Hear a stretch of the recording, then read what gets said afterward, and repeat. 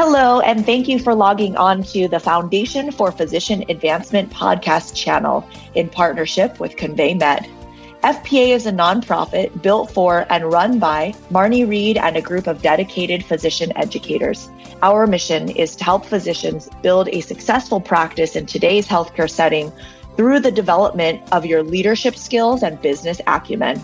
I'm Marney Reid, Executive Director, and we hope you enjoy today's discussion.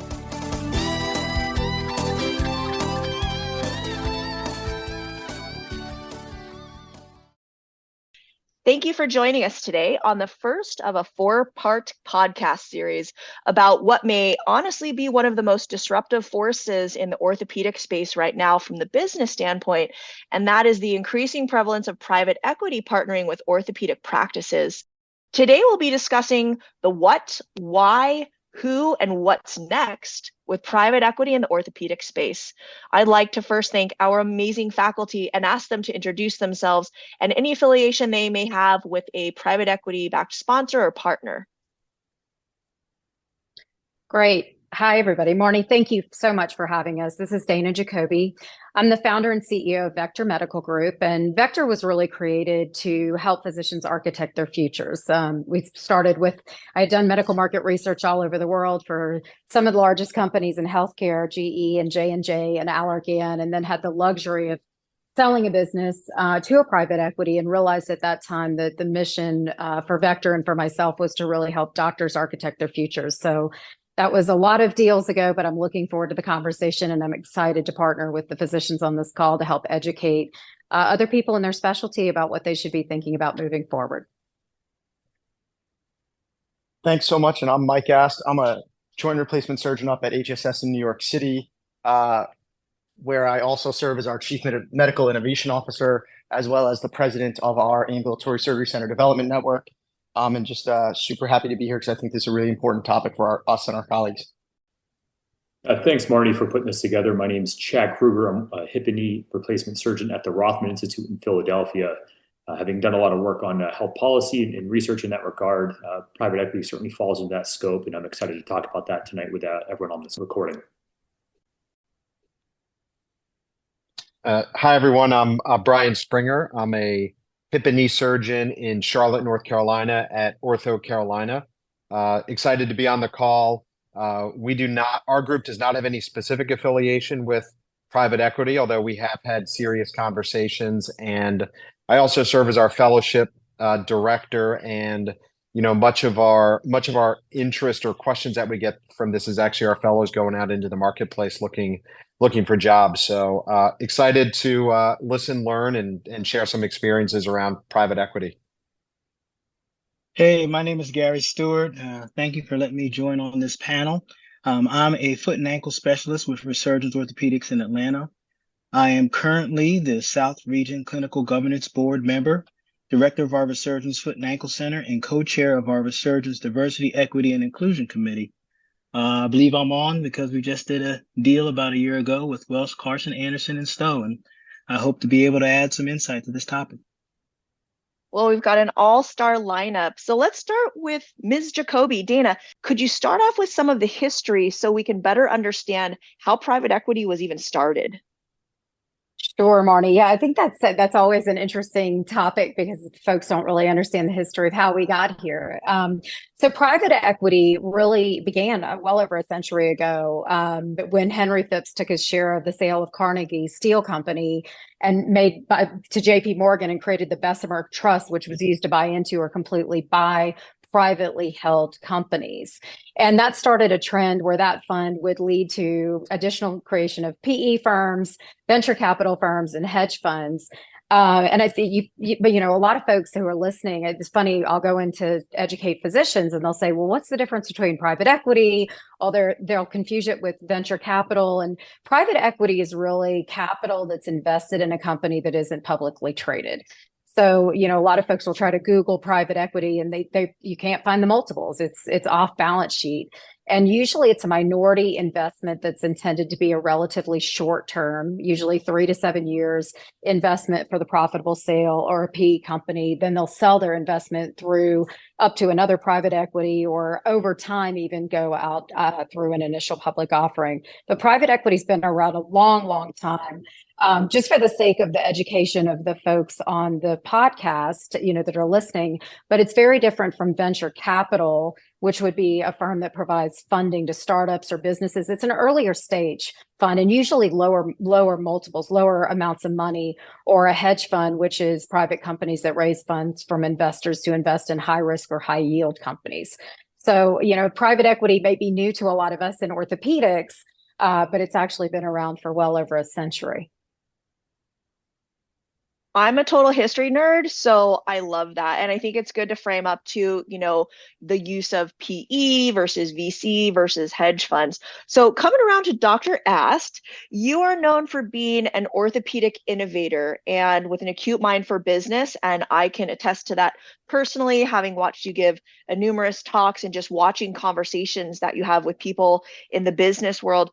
Why do you feel that healthcare, especially the orthopedic specialty, has seen such an influx of investment from PE in the past decade? I think PE's always done a really good job of identifying markets that are in the right place in their maturity for a private equity style investment, right? We've actually seen private equity go through OBGYN and ophthalmology and dermatology and even urology not that long ago. And I think it's always a combination of, at what point does a specialty need money? They need extra capital for something. At what point are there price pressures where they feel the need to gather together to become stronger? And at what point are they in a situation where they are generating a lot of revenue that someone else can take advantage of? If you look at investments in healthcare over the last decade, healthcare as a sector in general has outperformed most other investments. And so healthcare is just sort of a good place to play if you're an investor.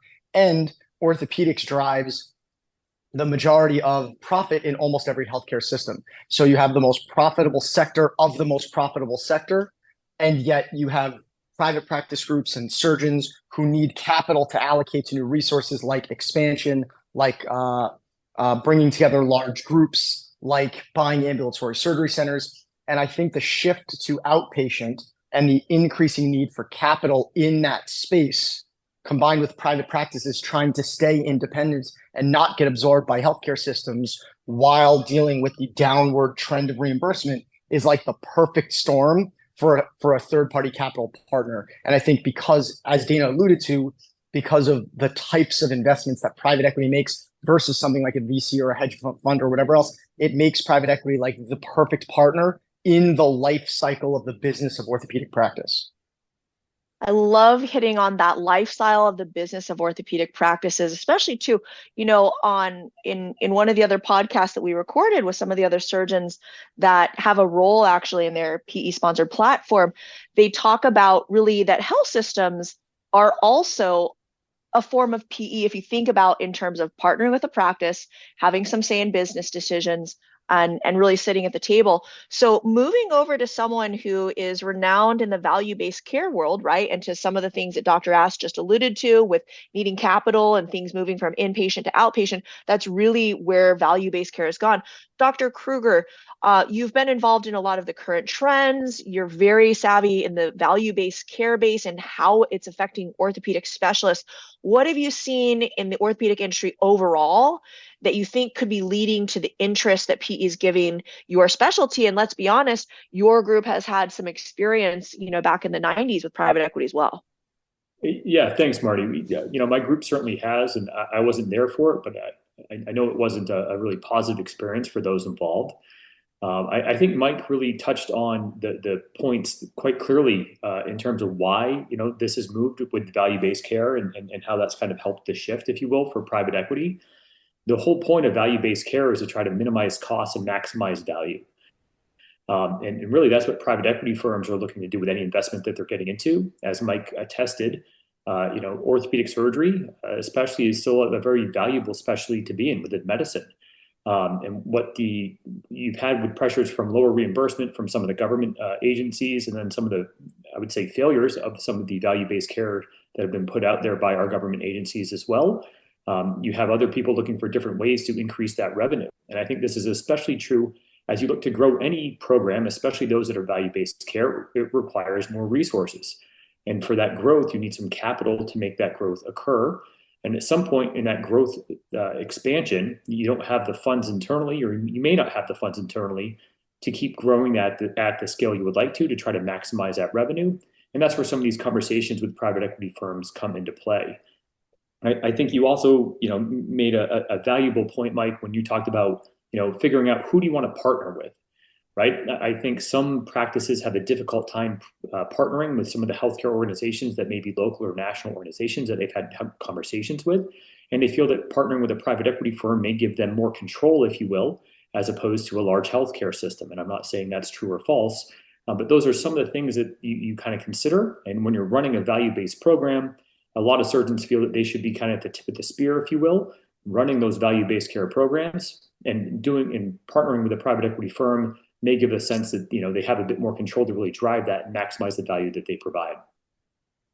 And I'll just kind of piggyback on that for you, Chad, in that we're in a big metropolitan area. The growth of the health and hospital systems employing their own physicians has kind of increased competition. Combine that with the consumerization of healthcare, patients just basically have more choices. We don't necessarily control the referral patterns. It's not the old days where your primary care physicians kind of were the gatekeepers per se, and patients have choices, and so they want to have state-of-the-art orthopedic care, and you have to make sure that you are providing that. You can't stand pat. And so I think that are some of the other headwinds and pressures that you can see, as well as the shift to outpatient setting enable, kind of a higher capture of the healthcare savings without compromising patient care. And, post-COVID, we've got some new normals out there and pressures on us, And just to be clear, thanks, Gary, just for all the listeners, that I think one of the biggest way the shift to outpatient, does this is, Mike, he's the chairman of the ASC committee. I hope I got that right, Mike, at HSS. And founder, chairman, president, everything. yeah, lots of titles for sure. But these ASCs cost a lot of money to create, right? If you're going to build an ambulatory surgery center, again, that's a capital expense. And as profitable as many private practices may be, they may not be able to do that in the current healthcare setting, where there's decreased reimbursement and increasing overhead and inflation as well. So there's a lot of factors to that, and that's kind of where that outpatient shift may be driving us a bit more for some orthopedic special groups. Absolutely. Dana, before we start talking about the who's who of private equity in the orthopedic space, can you walk through the differences? Because one of the things that we want to do, especially with this episode, is a lot of education, right? Until we can create the foundation and the infrastructure of understanding terms and understanding a little bit about the different nuances, we first need to get people comfortable with, the jargon, the terminology. Can you walk through the differences in private equity between PE-sponsored platforms and PE strategics? Because we hear that a lot when we listen to you and Gary Hirschman up on the podium. Yeah, well, especially in orthopedics, Marney, it's very interesting. So there's different sizes of private equity companies or private equity funds. When you hear about, and we've talked a little bit about that already, but the PE-sponsored platforms, it's a private equity investing in first, a platform company. So they'll go out and find a business or an orthopedic group in this case who has a strong leadership team, who has the ability to scale their systems and their technology and their leaders and their doctors. And they'll go out and basically look at other private or other independent groups to bolt on to that original holding company. When you hear about strategics, and it's hard to say PE strategics because they're very different.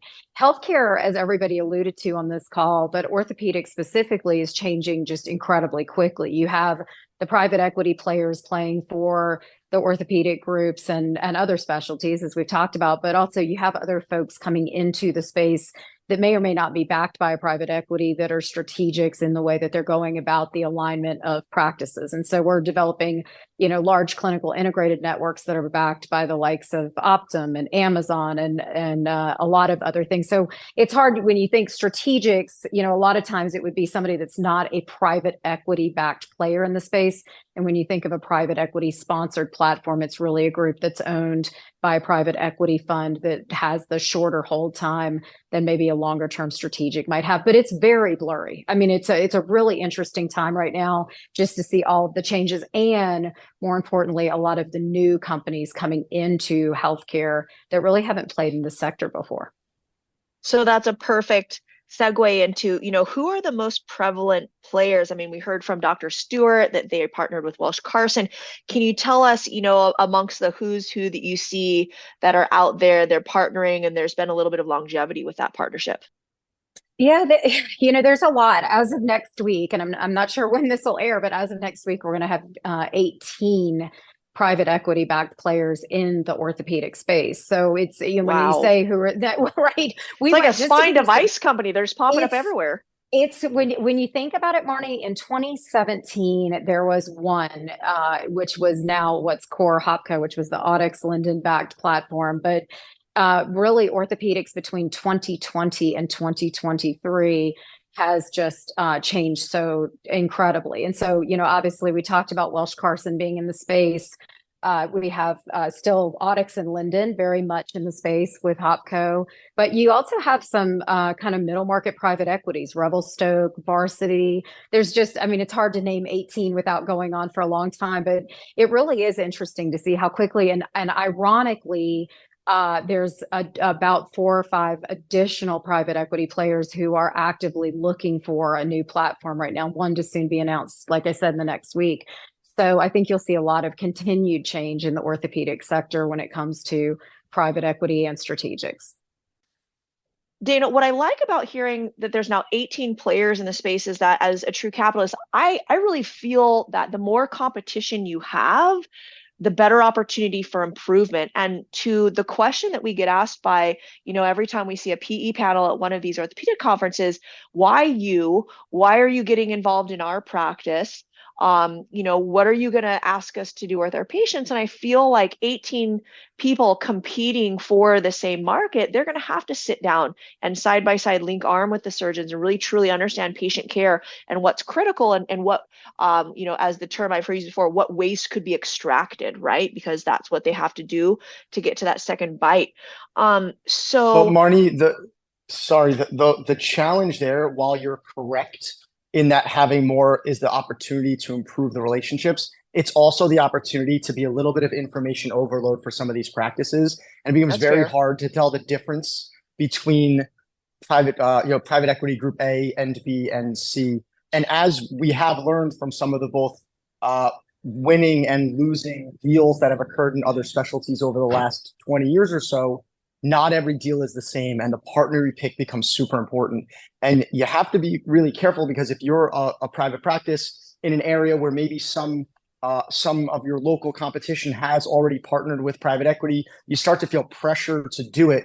And there's 18 choices, and you don't want to look at 18 of them. So you randomly pick 3 of them, and you sort of hope you get. And so I actually think one of the challenges with there being more entrants into the field, and especially as Dana said, some are big, some are small, some have a lot of experience, some have no experience, some have experience in other fields and not healthcare. I think it becomes a real challenge. And that's where people like Dana, that's where people like surgeons who've gone through this before, or other people upon whose expertise you can lean and learn what is the difference between these firms. Because PE doesn't mean PE. And even if there's 18 of them, it doesn't mean there's 18 good ones who have your best interest in mind, who have the right capital, the right mindset, the right leadership team to help you achieve your goals, or just who are aligned on your values. And all those things are critical if you're thinking about making one of these deals. I mean, it's a mixture of cultural alignment and matchmaking, right? Dr. Stewart, I think you were saying something. Well, I was just going to chime in. I agree exactly what Mike has said, because at the beginning, there was so much of an overload. There were a couple people that had mentioned this private equity thing, and a majority of us in our 95-person group were a hard no. And it was just information overload. You mentioned 18 companies, but it seemed like we had 35 that we had to whittle down to about 20 to then start even looking at it. And so we spent a significant amount of our resources in terms of time, in terms of just energy. And so when going through this process, we can go into that deeper maybe a little later, but we ended up going with Welsh Carson because they were a long-term player. They've been around since 1979. We were interested more in a growth-oriented investor. We wanted to be clear that we weren't just trying to create value through cost reduction and just consolidation, but that we wanted to move ourselves into the next phase of maybe what our practice could be. And it's also something that we didn't have to do. I think to Mike's point, there's maybe some pressure because people in wherever you are, or you may be reading about it in FAAOS now, and maybe there's some partners that want to just kind of grab a buck and they kind of just grasp at a PE firm or company. And so I think you definitely have to do your due diligence. You have to be very, very just steadfast in how you move forward on this. Dana, can I hop in here with a question for you myself? Sure, of course. So looking to the future, right? The private equity comes in, they buy, and then they look to sell, and everyone's trying to make money here. But are there groups? Is there a size of a group that becomes too big for most private equity firms to even consider? If this market consolidation continues with orthopedics, we have orthopedic groups that are 1,000 surgeons in size. Right. How does that really change, going forward, kind of what private equity looks like and what we can be thinking about? It sounds ridiculous to have a group that big, but I'm sure it sounds ridiculous to have a 200 surgeon group too, probably Right. years ago. Right. No, well, it depends on the size. So there's different levels of, and not just private equity, right? There's different levels of companies, right? There's different levels of businesses. So when you look and it goes back to the conversation we were just having, when you look at even the different investors in orthopedics, some are, lower middle market private equities, meaning they only invest up to a certain revenue or a certain fund size. Some are large private equities. And the way this would work, to your question, let's say you do have a 2,000 physician practice group, just for the sake of argument, there's only a certain amount of private equities or a certain amount of companies that could actually capitalize that kind of size deal. But are there private equities that could? Sure. It's not necessarily about the headcount of the physicians. It's about the revenue and the EBITDA of the actual enterprise. And then after that, once you get to a certain size, you can either recapitalize that, and maybe there's two funds that invest in it. So it's not just a one size fits all. If you've seen one deal, you've seen one deal. Or, we have some physicians who have actually invested in other specialties, and they, had a lower middle market private equity, then they exited to a larger private equity, then they exited to a larger private equity, and then they took the company public. So, there's a lot of different ways to do this. I think the hardest thing about something like talking about this is you want to just kind of bucket private equity and it becomes this thing that you're trying to, but it's really about fund size. It's about size of the private equity. It's about how the private equity goes about in capitalizing the businesses. And then you kind of exit into the next private equity size, or like I said, you might go public, which we've had happen a couple of times in different specialties, which is exciting. So there's not a too big to invest. It's more, can the private equity capitalize that size of a business, or do they need to step out of the way for a larger private equity firm to invest? Thank you.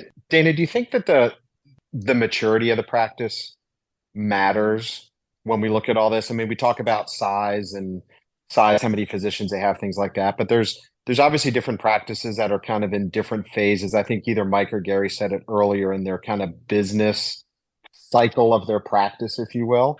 Does that have any bearing on who you partner with or who you don't partner with? Oh, sure. Well, and I think it depends, Bryan. Are you going to be the initial investment of the, in this case, private equity, but, do you have a strong leadership team? Do you have a culture that you can scale? There's, some groups that think they're quote unquote a platform investment, and really their maturation with leadership and systems, et cetera, just aren't there. It's interesting in orthopedics, because I know that's what we're talking about, but due to all the things that we talked about earlier, the investment in ambulatory surgery centers, the shift into outpatient care, the changes in reimbursement, there is kind of a maturation of the specialty that makes this a very exciting, opportunistic time for orthopedics. But, who's to say 10 years from now that we're in a different category? I mean, I think a lot of it is your maturity of your business.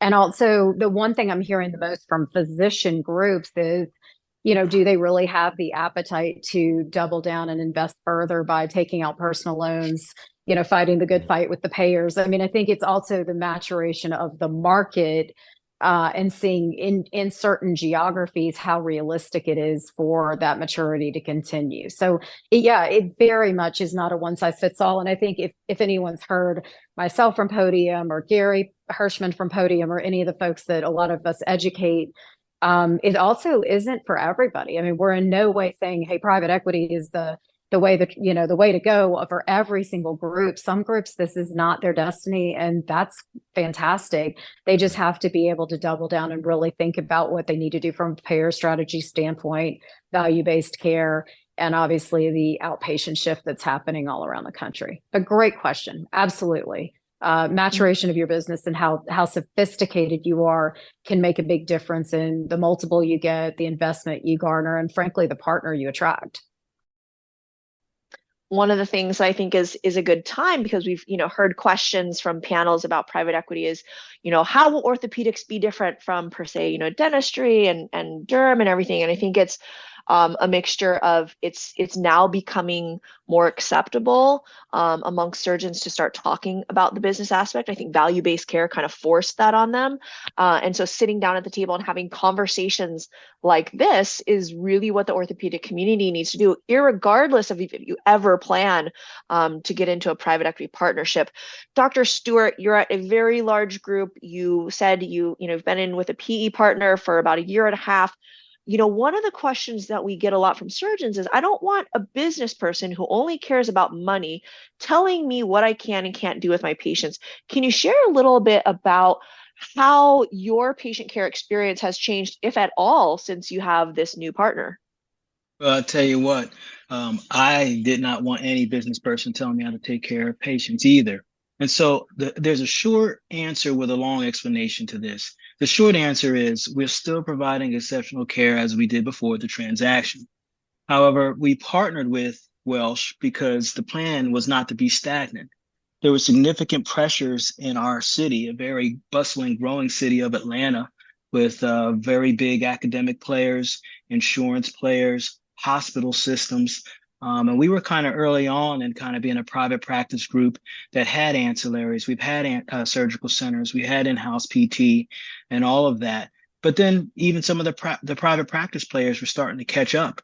And we were feeling the squeeze, not necessarily now, but in the future. And so the promise of what transaction with Welsh was that MSO, our management service organization, UMP, and this was our platform that we would offload the business functions of healthcare, things like marketing, real estate, and revenue cycle management. Now, these are things we all did well, all things we were going to still have our minds focused on and input into, but kind of offloading that in kind of a brain equity player such as Welsh that had the resources to kind of get some of the best in the business in the area, that allowed us to spend more time caring for patients and thinking about things that would affect patient care. And two of those things were our clinical governance board. And this was written into our agreement, and that we would have clinical autonomy over all of our clinical decisions. This is our governance and structure around the physicians. And then we also had a national physician leadership board. This was a self-elected and self-governed group solely of physician partners. Their charters are innovation, governance, and quality of patient care. And so these are things that are clinical. This was autonomy. These are things we wanted to make sure that we could maintain. We did not want to have untenable leadership, things that we're not able to work with.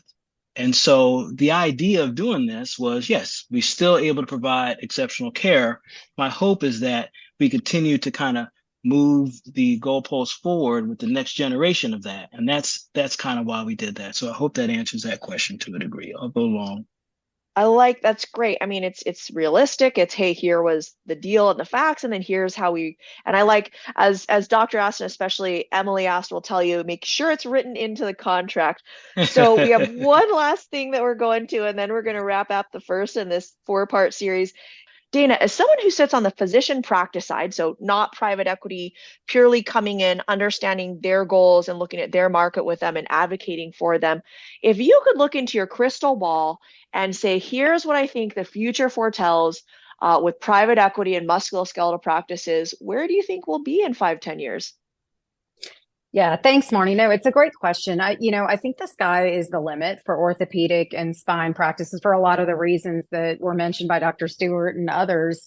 The exciting thing right now is with the private equity-backed platforms, we're seeing, clinical autonomy with a capital partner that can accelerate change. And so it's been very exciting to see some of the things that are just happening overnight that used to take 10 years to get, partners to all agree on an ASC or something like that. So I think that this is a really unique time for orthopedic and spine practices. More critically, the excitement around the investment and the capitalization of the specialty is really, the sky's the limit. When I sit in physician practice meetings or in partner retreats and ask, a physician or a surgeon what they would do with $100 million, it's not a question of the ideas or the innovation. It's a question of the capital that holds them back, or the red tape in a hospital or health system, perchance, that doesn't allow them to get ahead of it. So I just really think the sky is by far the limit, but more importantly, I think we're sitting in one of the most exciting specialties for what the future of care could become. I love that. Well, that's the time that we have today. Thank you to our wonderful panelists. Please join us for part 2, where we unpack the private equity terminology and translate it into surgeon speak. Please also look at the show notes at each of these podcasts. As you'll find, there are resources that you can download. We understand it's a lot to unpack, and so we've created some resources for you to take away. Thank you again for listening in. We hope you enjoyed the discussion with our FPA faculty. If you'd like to learn more about our mission or upcoming events, please visit our website at www.buildingasuccessfulpractice.org.